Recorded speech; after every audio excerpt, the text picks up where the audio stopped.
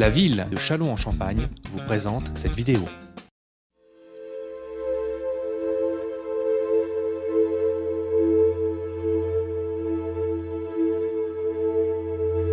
C'est une exposition qui a été organisée en collaboration entre le service des archives municipales de la ville, le service des bibliothèques et le service du musée municipal. Puisque nous avons la chance donc d'avoir à la fois des fonds patrimoniaux gardés par les bibliothèques, des fonds d'archives gardés par les archives et des objets de la guerre 14-18 conservés par le musée. La thématique choisie, ça a été de présenter la guerre pour montrer comment est-ce que les Chalonnais vivaient pendant la Première Guerre mondiale et notamment comment est-ce qu'ils ont vécu cette première année de guerre, cette année 1914.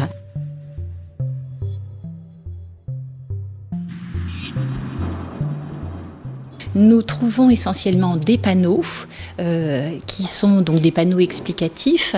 Ensuite, nous allons trouver des objets en provenance du musée des Beaux-Arts.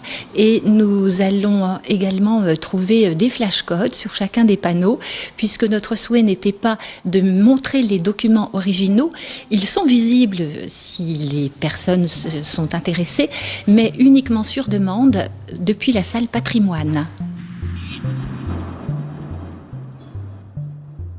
5 thématiques ont été développées, notamment les causes de la guerre et puis également l'occupation, puisque l'occupation à Châlons a été très très courte, elle n'a duré que quelques jours.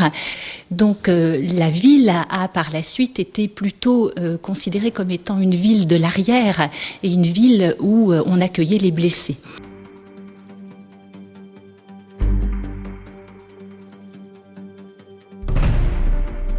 L'une des thématiques abordées, c'est Châlons bombardé. Alors Châlons a été bombardé durant les 4 années de guerre et nous avons choisi, puisqu'on avait beaucoup de cartes postales de ces lieux bombardés, et on a choisi de les présenter à travers une borne tactile, une borne interactive.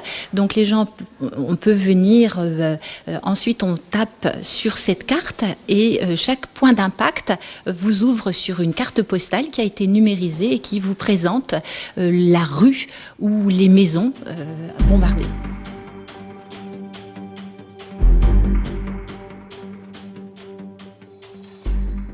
Il faut savoir que dans les tranchées, il y avait des douches.